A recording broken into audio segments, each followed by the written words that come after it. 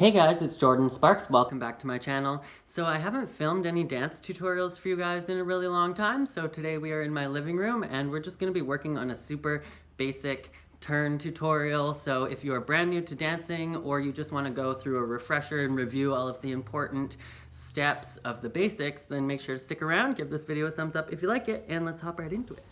Now, before practicing any turns, even at home, I would recommend doing a full body warm-up, maybe do some planks and core exercises, and definitely make sure that your feet and ankles are completely warm and all stretched out before you begin. Now, today I'm going to be practicing on my Dot to Dance turn board. This is what I would recommend getting if you're going to be practicing at home, and basically it is a portable Marley turn board, and these come in a whole bunch of different sizes, so you can check them out on Instagram, Dot to Dance or Dazzle Distributors, or just Google it. And yeah, I will leave the website if you want to check out these down in the description box as well. Not sponsored, by the way. So today we're going to go over the super basics for a turn. And so when you're preparing for your pirouette, you want to think about a couple things. You want to think about being as long as you absolutely possibly can. You want to think about being strong and engaged, but relaxed.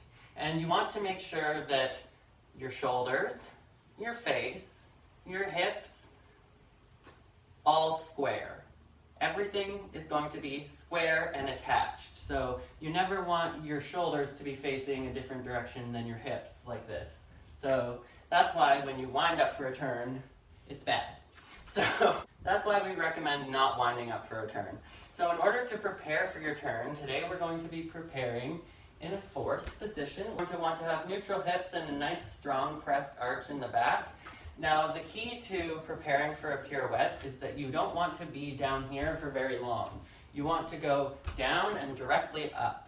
So don't prepare and make sure that you're all strong in your preparation for a long time before you try executing your turn. You want to make sure that you're just straight down and then up.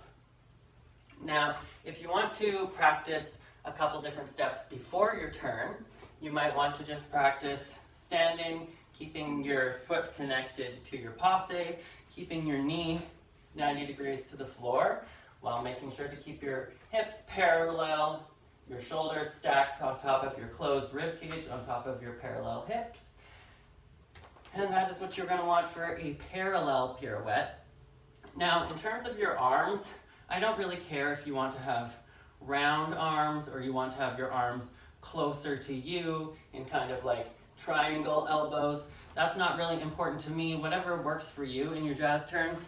What's most important to me is that your elbows are lifted. So whether you want to have round arms or arms closer to you, depending on your center of balance or how your teacher wants you to turn, or your choreographer or whatnot, I don't really care so much as long as you keep your elbows lifted so that you're nice, tall, and engaged throughout your back. Now, another thing to keep in mind when you're turning is you want a flat back. I have a tendency to, this is obviously over-exaggerating, but to push out my rib cage and arch my back. And then what happens is you let go of all of the support in your lower abdomen, your hips tilt forward, your shoulders end up slouching, your neck pushes forward, all of those things that you don't want. So you want to make sure that you have a nice, strong, flat back. The way to think about that is spreading out your shoulder blades, making sure everything is nice and flat, making sure that your hips are lifted from the front, your butt is engaged but not squeezed, and make sure that your rib cage is closed, and you should be able to keep a very nice neutral posture that way. That being said, we don't want to necessarily squeeze our shoulder blades together. We want to push everything down with the shoulders and up with the head. So now that we went through all of those little logistics, let's get into practicing a turn. So in order to practice our turn, like I said, we're going to go into our prepare, and then we're just going to go straight up with our foot connected to our passe, ankle nice and stretched. You can think about winging your foot here instead of sickling it, which is like this S shape with your ankle that makes dance teachers scream. So just keep this all nice and connected and all nice and strong and engaged. And then from here you can practice rising up on releve if you feel like you're falling back. then you might want to engage your lower abs, lift up your hips. Try again. See if your center is more strong that way. So when you prepare, you want to think of your arms staying attached to your body. You don't want your arm in second to go behind your body. You don't want this arm in front of you to be winding up anywhere. You want it to be nice and parallel to the ground, just like your leg is connected at passe. You're going to prepare here, snap up for your turn.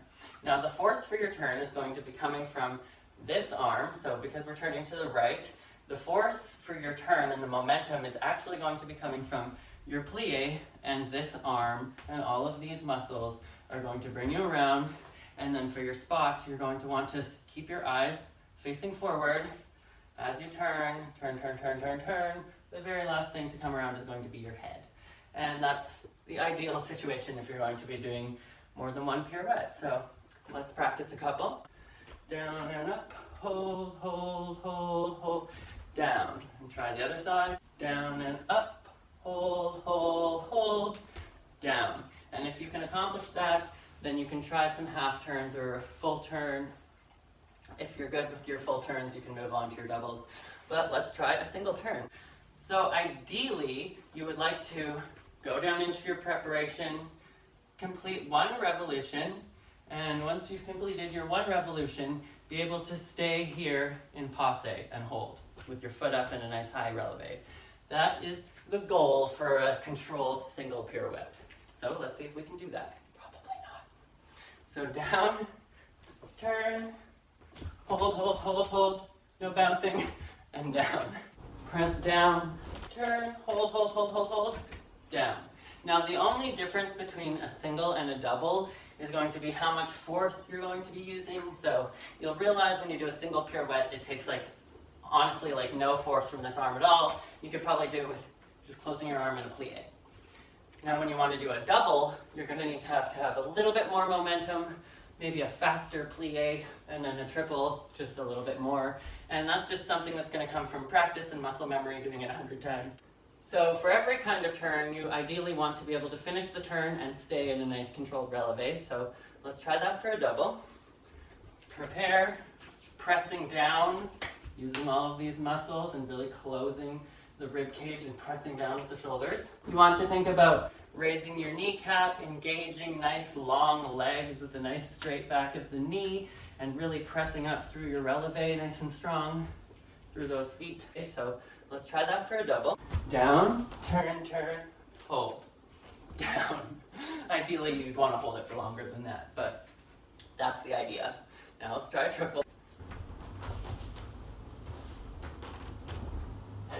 No hold at the end.